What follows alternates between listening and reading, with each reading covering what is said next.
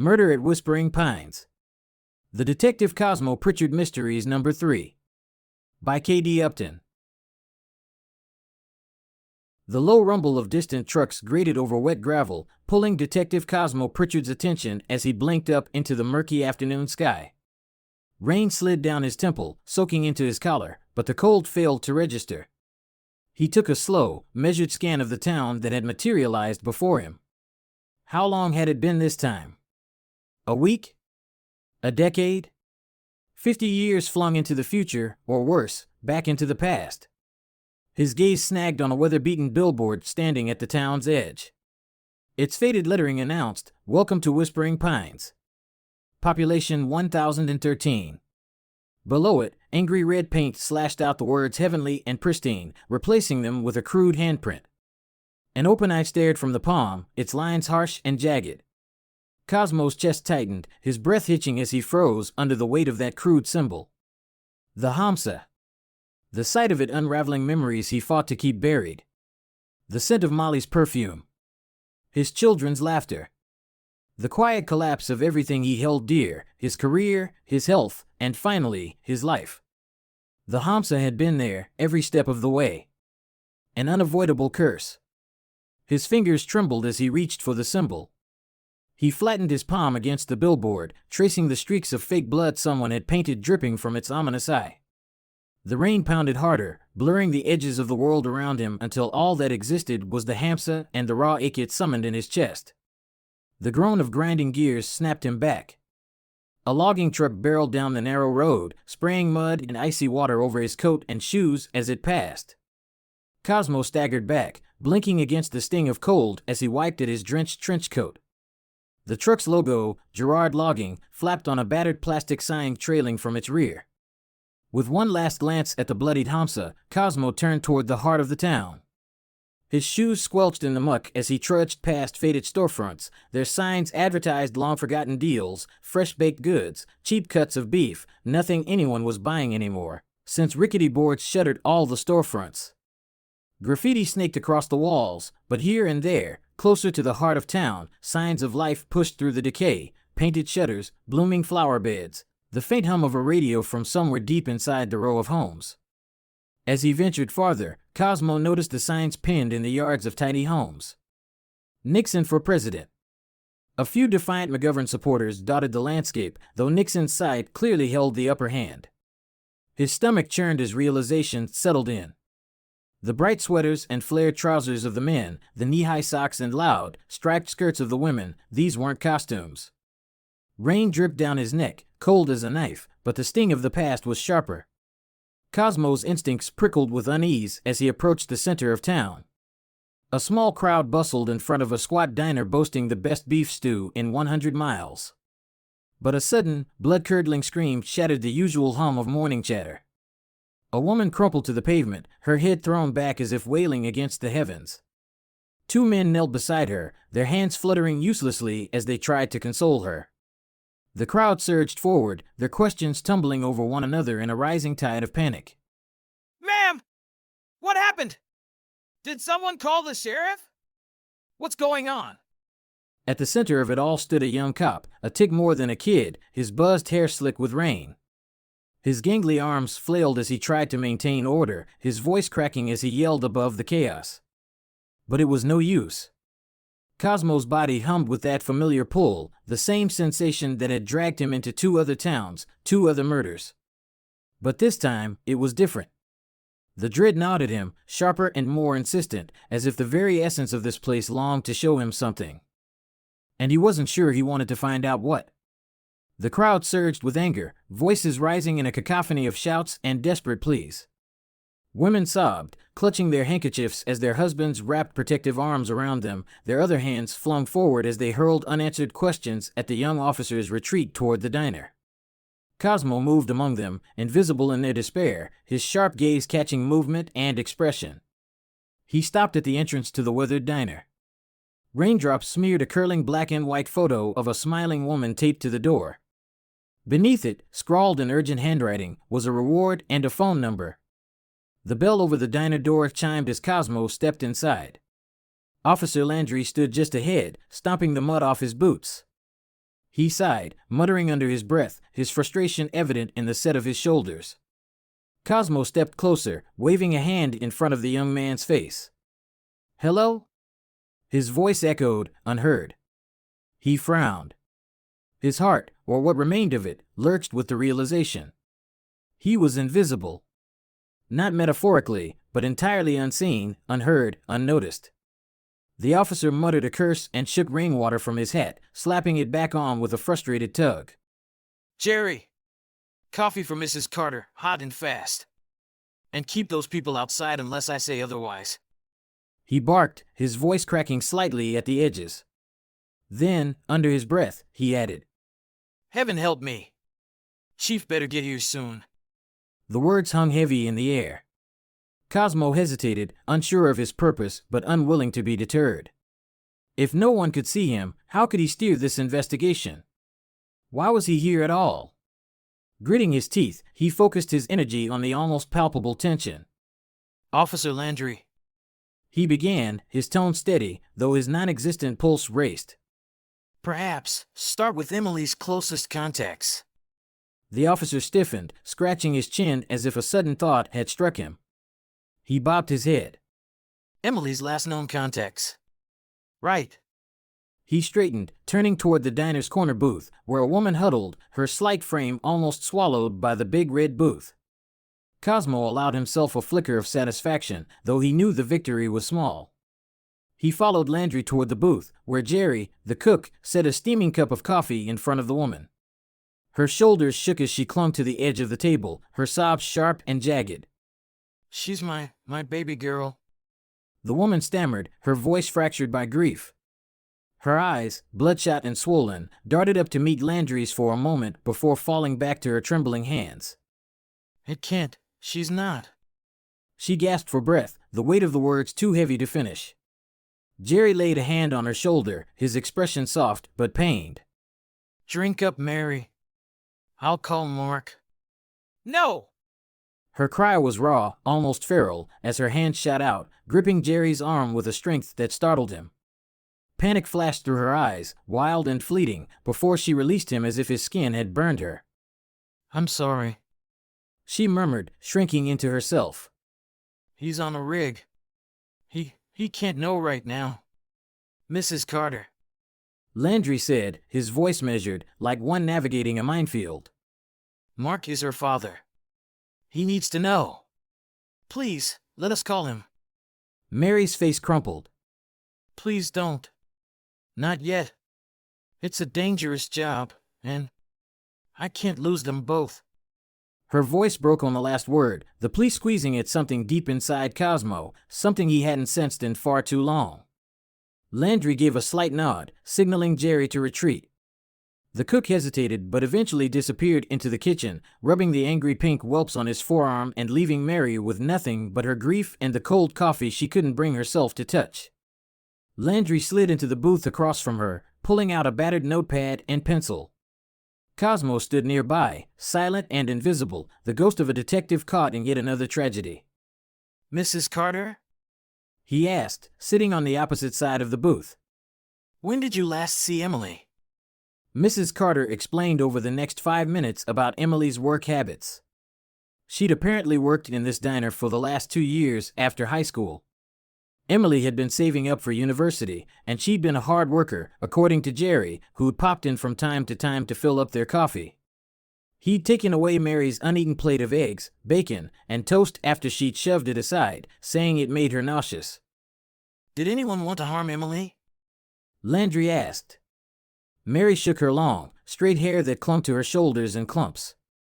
The rain and tears had left streaks of her mascara running down her face, and the weather had drenched her hair, now drying in spots. "Of course not," she whimpered. "Everyone loved Emily." Officer Landry tapped his pencil eraser against his notepad, his focus on Mary's drawn features. "Right." He closed his notepad. "That's enough for now. The chief will want to question you, but he's hung up in the next town. There's been a damn crack, and I'm afraid he's tied up at the moment, but don't worry, Mrs. Carter. We'll do our best to catch this person." Jerry offered to take Mary home, and she willingly followed him out the back of the kitchen while Officer Landry stared out the diner windows and into the growing crowd. Who would do this? Everyone loved Emily. The young officer's voice cracked, but his sharp eyes and tense stance betrayed his efforts to remain composed. Cosmo leaned against a table, arms crossed, studying him. For someone so young, the officer was holding himself together admirably.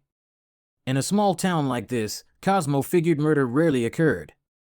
Where was the young woman found? Cosmo asked, his words dragging out like each syllable weighed 100 pounds. The lights overhead flickered, buzzing faintly. Officer Landry sighed, casting a weary glance at the ceiling before looking back at the room. Who would kill her and leave her out in the woods? He shook his head, his expression tight with frustration. I just don't get it. A sharp bang at the front door shattered the moment. Both Landry and Cosmo snapped their attention to the glass, where a red-faced man stood pounding on the frame. His shaggy hair clung to his damp forehead, and his frantic eyes peered inside. Open the door! The man demanded, his fist hammering against the glass again. Landry strode forward and unlocked it. The man stormed inside before the door had fully swung open. Where's Emily? The newcomer demanded, his voice trembling. His gaze roved over the empty booths and tables. What happened? Dexter, calm down. Landry said, placing a hand on his chest to stop him.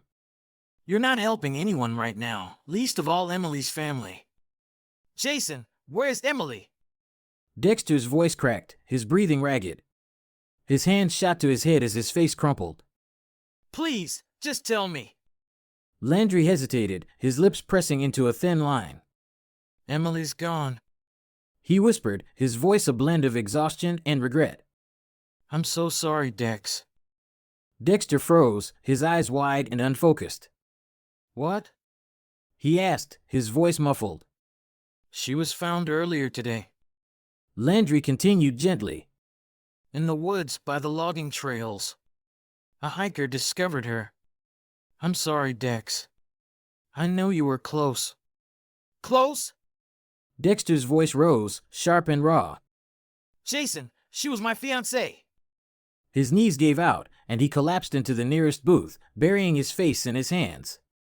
But Landry had no time to console him. The diner door swung open again, and the growing crowd outside began spilling in, faces flushed with anger and fear. Hold it right there. Landry barked, throwing his hands up to block their advance. I need Emily's closest friends first. Everyone else, wait outside until I call for you. Several women stepped forward hesitantly, their eyes darting between Landry and Dexter. All right. Landry said, gesturing for them to follow him to a booth near the back. Let's get started.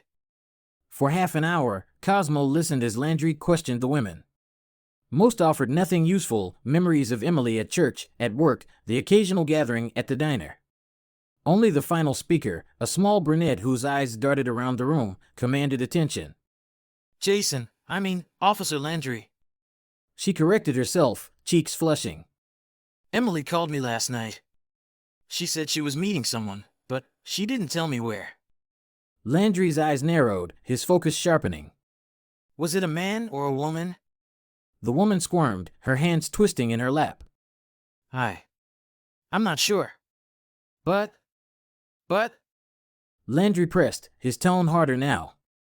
The woman swallowed, her voice dropping to a whisper. I think it was a man. She'd been acting different. It reminded me of when she started dating Dexter. Cosmo's gaze flicked to the bleached blonde woman at the end of the booth. She hadn't said a word the entire time, but her clenched jaw and hawkish eyes set off alarm bells in his gut. Landry nodded and thanked the women before sitting back, lost in thought. Cosmo leaned closer, sitting across from the officer. The weight of using his energy to communicate felt like swimming through tar, but he didn't have time to hesitate. He shut his eyes and focused every ounce of himself on his next words. Take another look at the crime scene. Landry's pencil slipped from his fingers, landing on the open notebook in front of him, right over a scribble about the crime scene. His head snapped up. We need another look. He murmured, almost to himself. Cosmo smirked. He'd done it. This new way of communicating was tiring, and he much preferred being sane, but at least he'd grasped the concept. Landry didn't wait. He bolted to his feet, grabbing his hat and heading for the door, ignoring the questions thrown at him by the restless crowd. Cosmo leaned back, exhausted but satisfied. This wasn't over, not by a long shot. Prickly pine needles stuck into his shoes as he followed the young officer up the slippery slope toward the crime scene. A stream of muddied water swirled between his feet as he caught sight of a golden sparkle wedged halfway under a rock. Officer Landry lifted the yellow caution tape and entered the shallow hole where Emily's body had likely been buried. He squatted and picked pine needles out of the sight, searching for any uncovered clues while Cosmo pushed and shoved at the rock. He trembled as the energy zapped him of his last reserves. Sweat trickled between his shoulder blades as he puffed. The rock shifted enough to expose more of the shiny object. His heart skipped a beat. A half pendant. What am I missing? Landry stepped with caution around the hole. The marks around your neck mean strangulation. That's desperate. Passionate? Cosmo glanced at the officer. If someone strangled her. His gut churned, a phantom pulse drumming behind his eyes. Impossible, he reminded himself. Ghosts didn't get migraines. But then again, being dead hadn't stripped away the sensations that plagued him whenever he neared the truth. Was this some kind of punishment for the mistakes of his life, for the way he'd failed his wife, his family? Or was the answer clawing its way to the surface, just out of reach? What was he missing? His attention locked onto the half-heart pendant glimmering in the mud.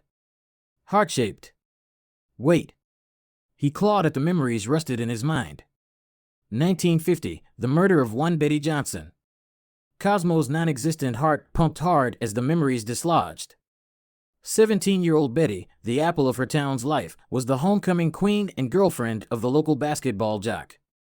Beloved by everyone, her life came to an abrupt end the night of high school graduation.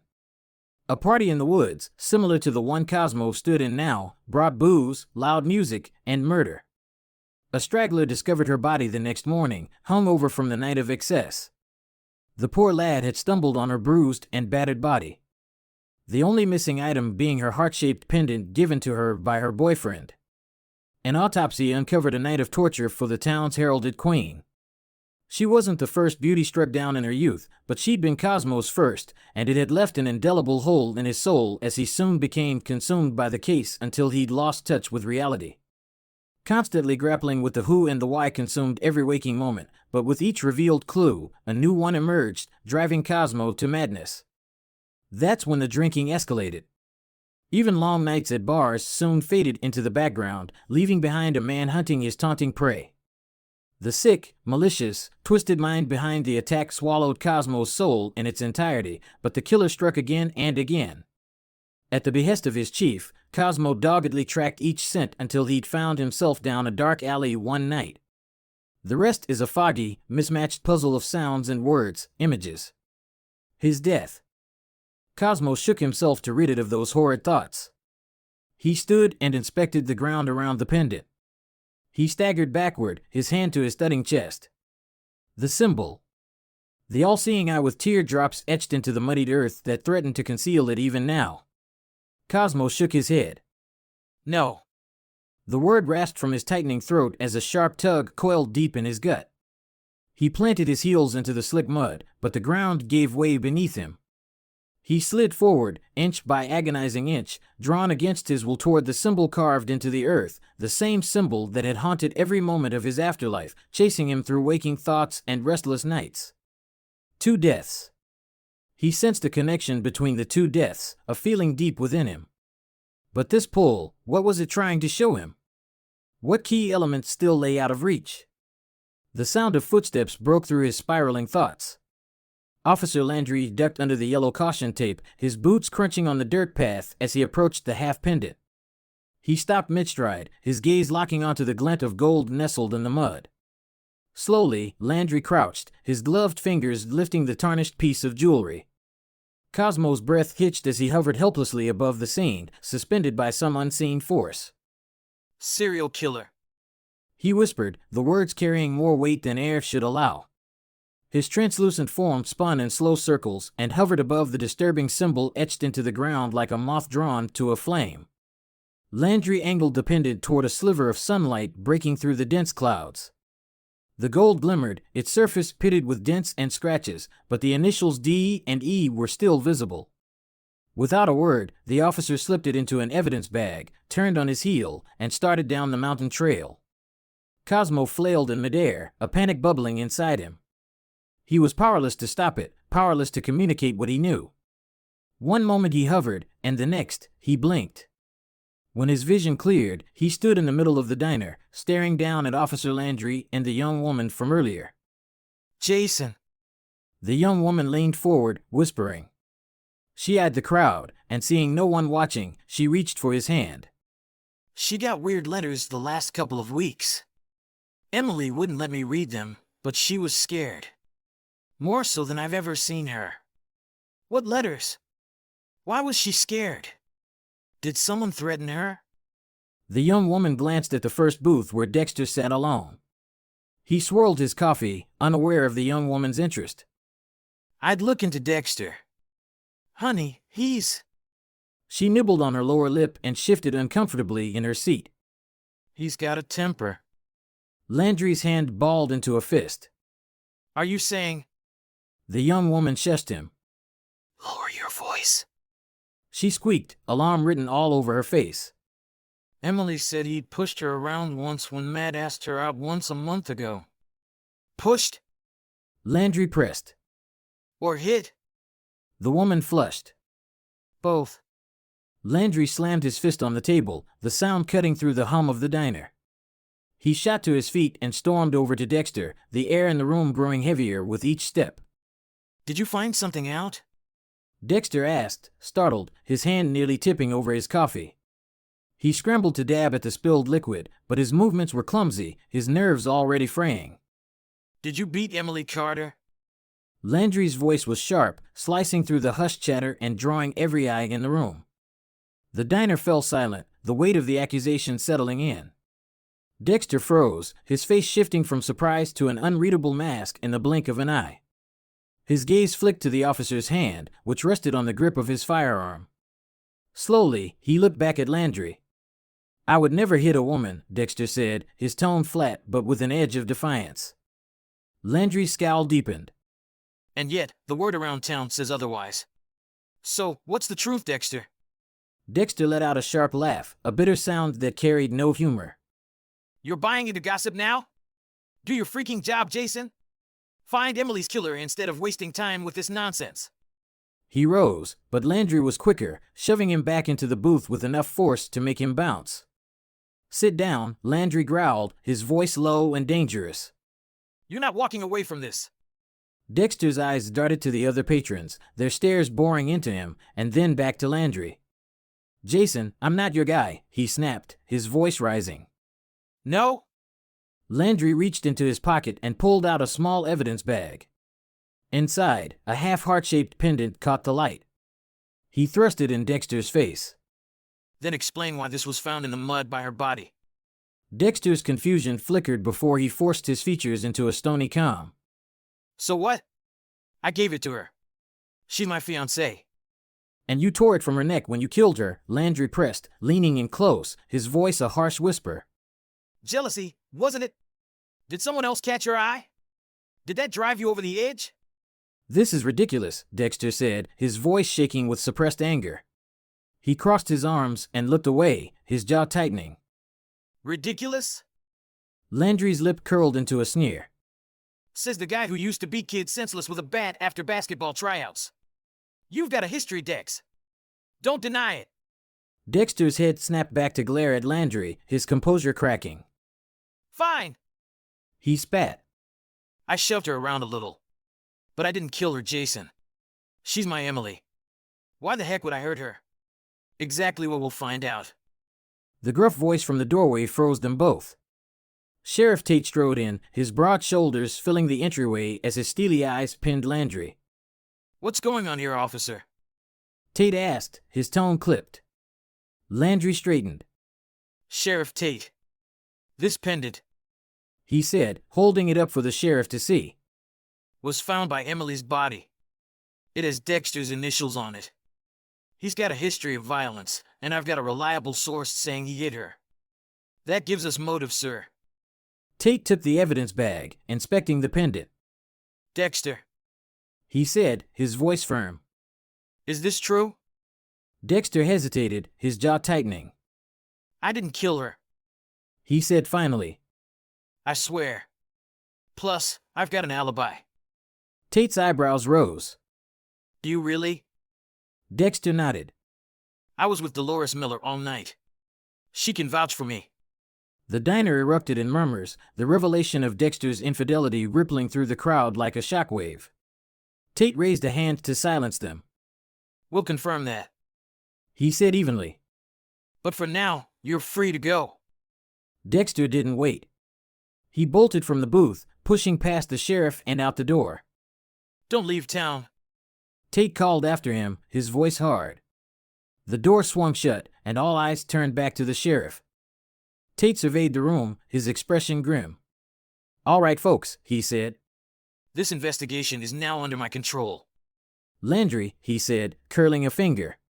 A word. Landry followed the sheriff to the side of the diner, his shoulders tense. We can't throw around accusations like that, Tate hissed. You're better than this. Dex hit her. Landry insisted. Tate raised a hand to cut him off. Enough. We'll look into him, but for now, he has an alibi. Let's focus on the facts. Meet me at Emily's apartment. We'll see what we can find there. Landry clenched his jaw but nodded, his frustration simmering just beneath the surface. This wasn't over. Not by a long shot. Emily lived above the local library. From time to time, she'd help check out books and restock them in exchange for a discount on her rent, according to the town's librarian. When the librarian led both Sheriff Tate and Officer Landry upstairs, they noted Emily's sparse belongings. Emily was saving up for university. Landry said, relaying what he'd heard about earlier from her friends and mother. Fine, but she's got this desk and a few bookcases. Check all the books and drawers while I investigate her closet and bathroom. Nothing goes unchecked. As both men launched into their tasks, Cosmo traipsed around the room, inspecting everything from her rose-scented bed sheets to her stack of newspapers strewn along her desk. Headlines jumped off the page about area's murders dating back to the 1940s, all ending in tragedy around none other than the logging trails. Chills snaked down Cosmo's spine as he read each case. When he stumbled on the name Betty Johnson, he flopped onto the bed. His stomach swirled with unease as he pieced together each article. All 7 ladies were between the ages of 17 to 22, and all were hometown sweethearts. Was Emily the last of a long list of females lured to their deaths? Or was her death more complex than it seemed? Something inside of Cosmo tingled with anticipation. He rolled up his sleeves and read as much of each article that he could, knocking one a few inches to the right when he couldn't read anymore. Hey. The word came out as a yelp. Cosmo, rooted in his research, looked up into the horrified face of Jason Landry. Hand against his chest, Landry's jaw hung open as his chest rose and fell in rapid succession. I must be going crazy, he mumbled, staring at the newspaper Cosmo had just moved. Landry bent over the newspaper and read the article title out loud. Claire Osmond dead at 19. Stalker suspected in disappearance. Claire. The bright-eyed young lady smiled into the camera and zapped the breath from Cosmo's lungs. He hung his head in his hands and let the tears fall. Hey, Sheriff? Landry called out. You'll want to see this. Sheriff Tate appeared as Cosmo brushed the tears from his face. Poor Claire. Such a lovely girl. Cosmo remembered the bright-eyed beauty who'd been his champion after his wife left him. She believed in Cosmo and what he was doing for these otherwise forgotten ladies, and Claire was determined to find the killer even if it meant dying in the process. The night before Cosmo left this life, he'd met with Claire. She'd been eager about a lead, but she refused to tell him about it, as she needed one last piece of evidence before he could take it to his boss. Sadly, Cosmo wasn't able to meet her at their designated spot. It seems Claire continued the fight in Cosmo's absence. Claire Osmond, the beloved daughter of Judith and Richard Osmond, found dead in the Portland Hills area of the national park. She was killed while investigating a set of murders with a now-deceased Detective Cosmo Pritchard. The Portland detective was investigating a possible serial killer when he was struck down. Claire Osmont had been an informant as she was one of the best friends of one Betty Johnson. Claire was only 19 years old and a sophomore at a local college. Landry stared at the sheriff. "Detective Cosmo Pritchard, have you heard of him, sir?" Sheriff Tate blinked. "Yes," he added gruffly, before snatching the paper from Landry's hands. "He's a legend in these parts. Well, the story suggests that the serial killer used symbols in his killings." "Sir." Landry shifted his weight. "There was a similar symbol by Emily Carter's body. I saw it this afternoon. Do you think?" Landry paused. "Are these connected?" Sheriff Tate snorted. "These are decades old. How could they be connected? That serial killer went silent 10 years ago. Why start up again now?" Landry examined the sheriff's rigid posture, tight features, and avoidant stare. "It's been known to happen, sir." Tate tossed the paper onto the desk. "I found these letters your gal spoke of. They weren't love letters." Tate handed them over to Landry. "They talk of area murders, though," Landry said. "Look. Margot, Joan, Ruth, these are all women killed by a possible serial killer. Was Emily investigating these murders? Did she die because she found something? The murders comprise not only the symbol, but also letters addressed to the victims. Emily got a series of letters, right? Oh, and then there's the mention of the letters X and O etched into the upper thigh of these ladies. Sir, Emily had those too. They've got to be connected. That remains to be seen." Sheriff Tate stalked for the door. "Bring those letters. We need to speak with Dexter again." "Why?" Landry jogged after the sheriff. Tate glanced behind him at Landry. "He's our leading suspect." Landry jerked his head back in surprise. "But you said he had a good alibi in the diner half an hour ago. What's changed?" Sheriff Tate kept walking. "There's a letter from Dexter in there. He's rather upset. Threatening." The sudden pull hit Cosmo so hard it knocked him off balance. Cosmo instinctively followed Landry from the room even though he stayed locked on Claire's beautiful wavy hair and sparkling eyes for a moment longer, burning it to memory. What he wouldn't give to go back and save her.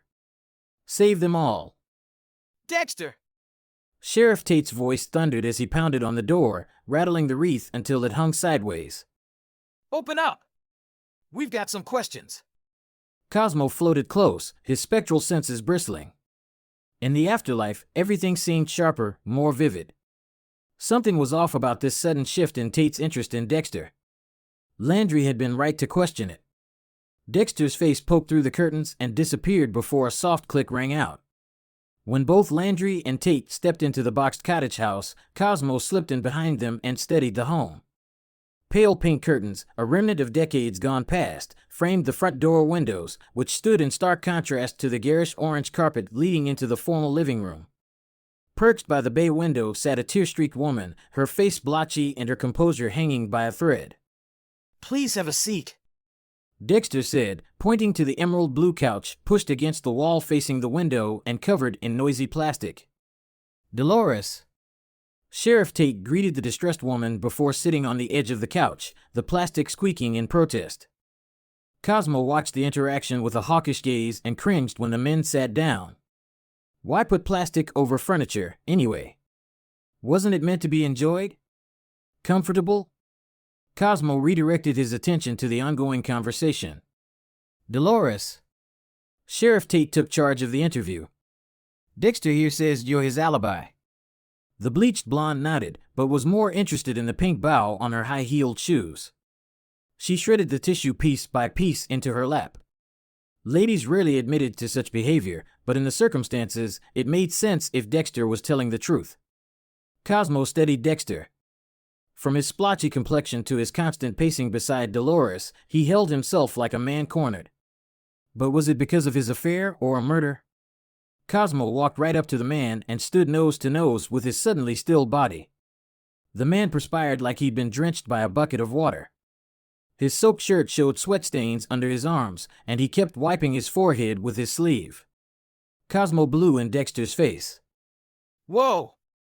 Dexter batted at the thin air in front of him and stumbled into the window behind him. "Are you taking anything, Dex?" Landry asked, raising a brow. What? Dexter snapped, swatting his nose as Cosmo kept blowing puffs at him. Cosmo grinned. People could at least feel him. Can't you feel that?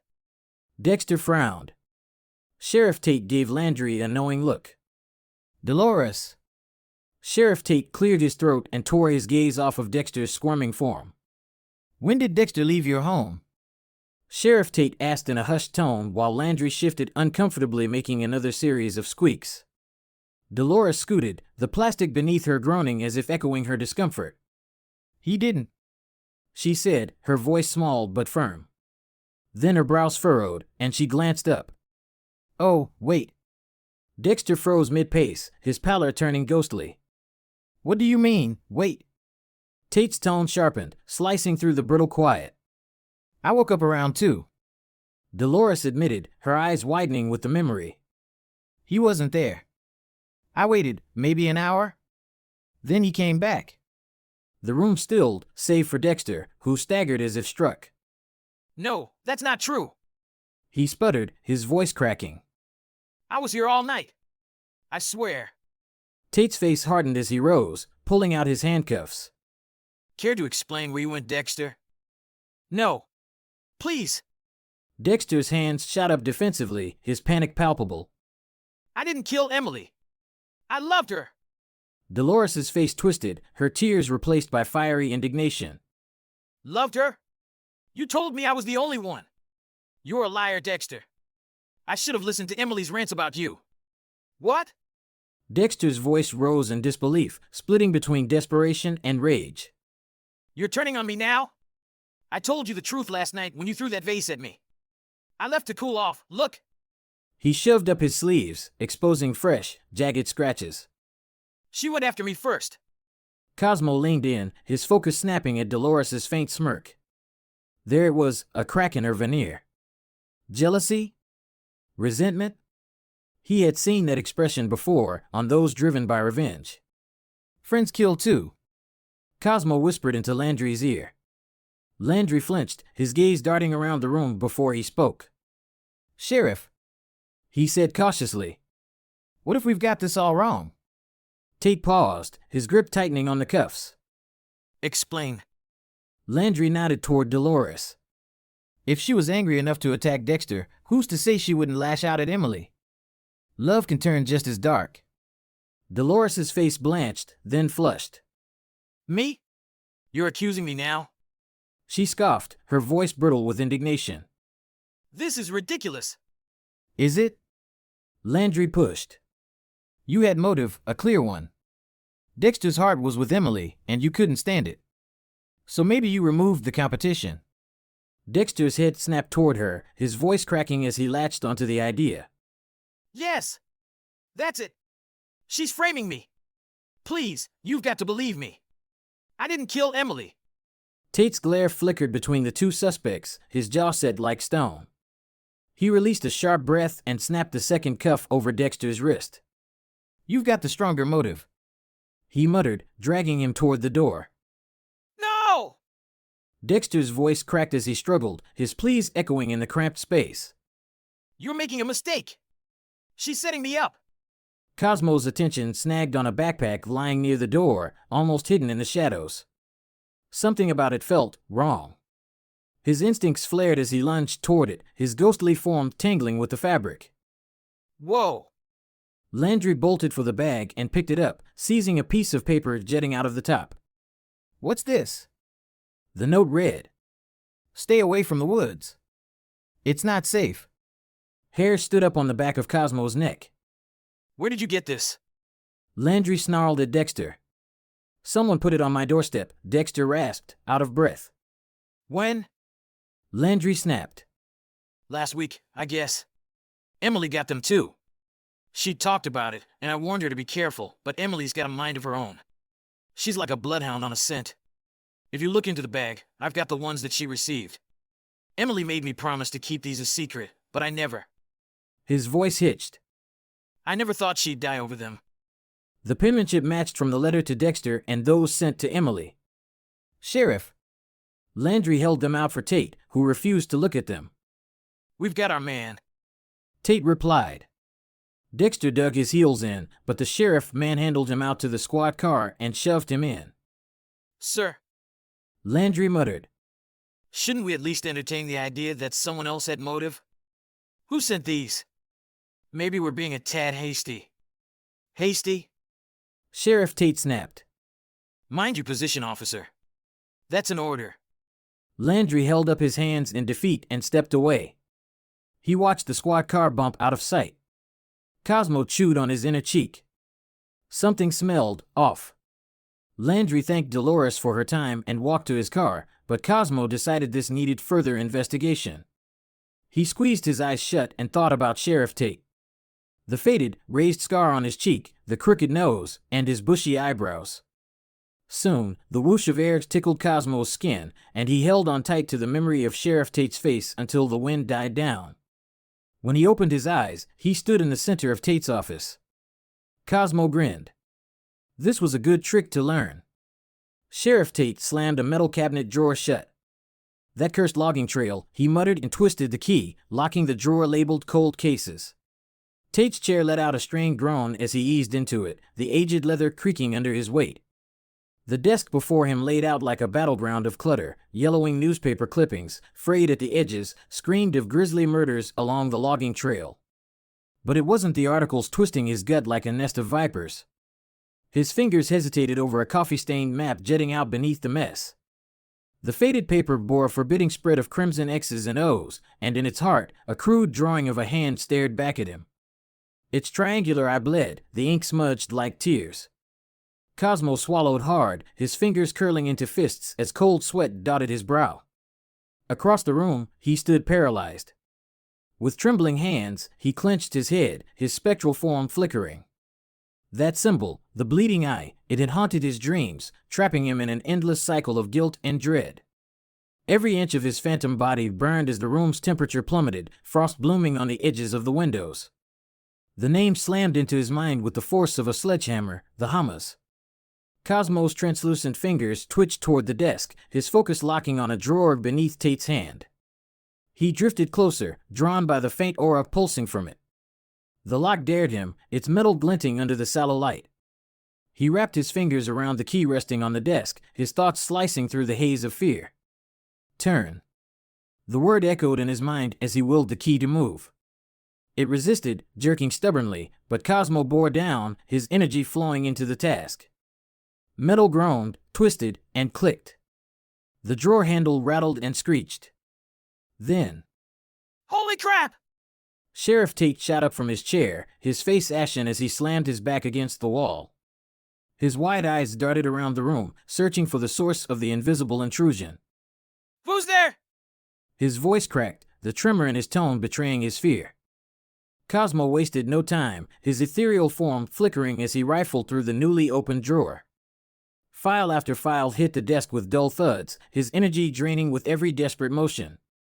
Finally, he froze, his gaze locking onto a document scrawled with familiar coordinates. "Of course."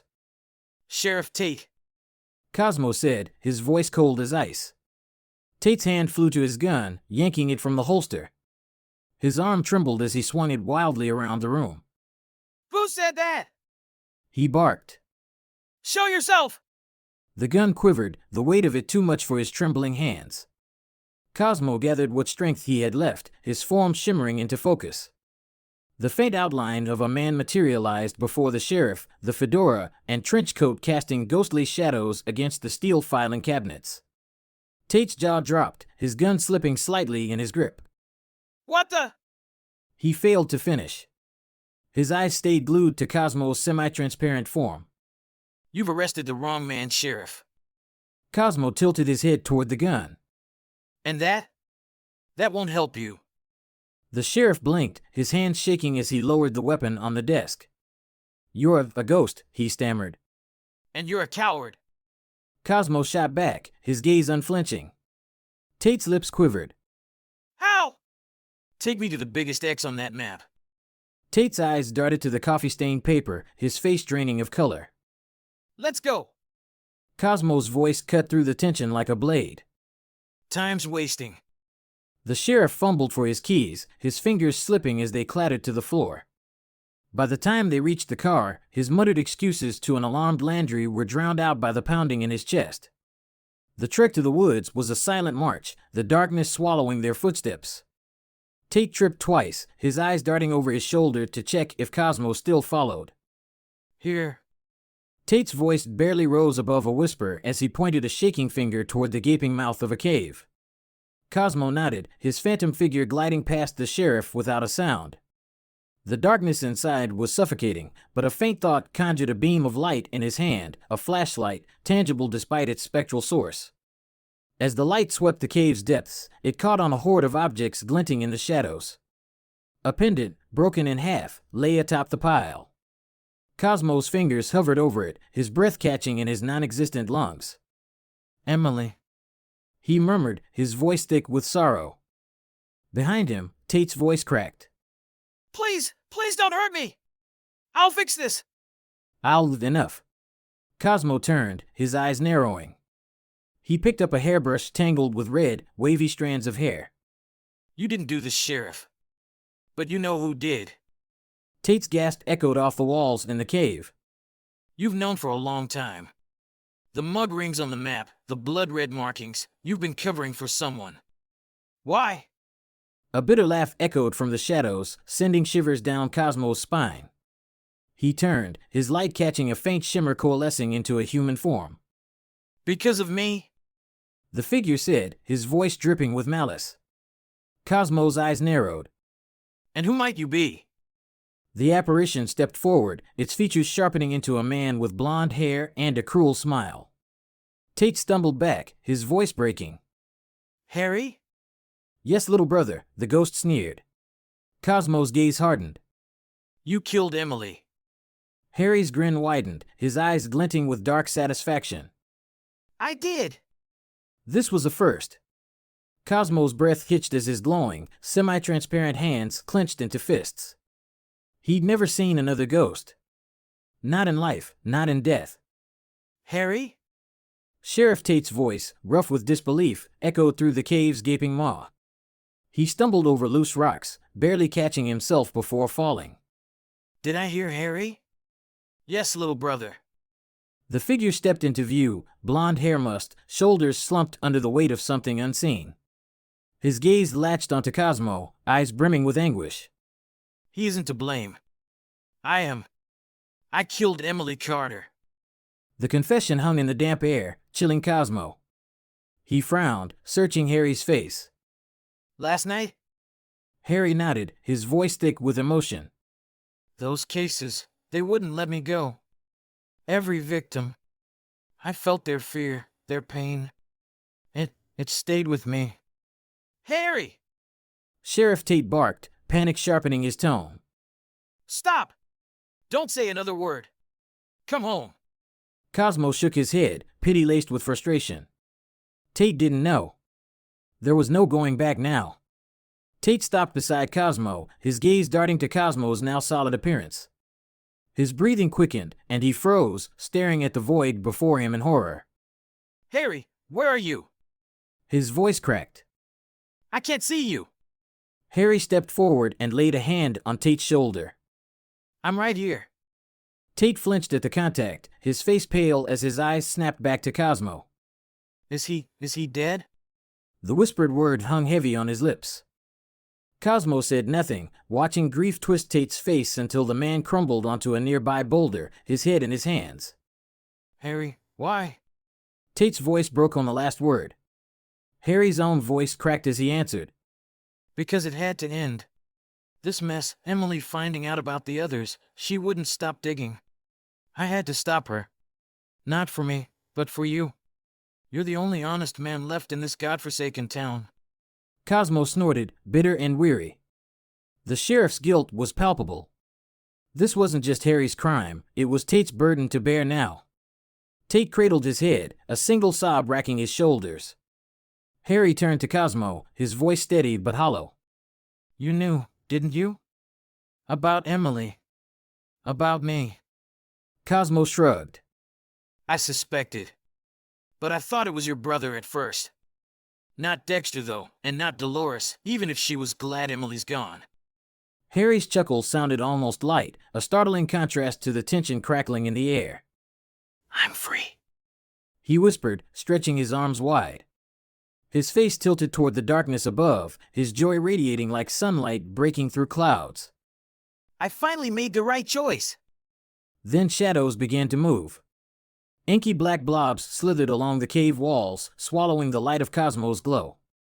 They coiled and twisted, growing, looming, suffocating. Cosmo's stomach lurched. Harry? He pointed a finger toward the writhing, coagulated mass. Harry's grin faded as he turned. His voice trembled. What is that? I don't know, Cosmo admitted, his throat dry. The nausea twisted tighter in his gut. I've seen nothing like it. It's not for you. Harry's voice cracked as the blackness edged closer. No. Cosmo's heart, or whatever ghostly version of it he had, thudded in his chest. The tendrils reached Harry, brushing his leg.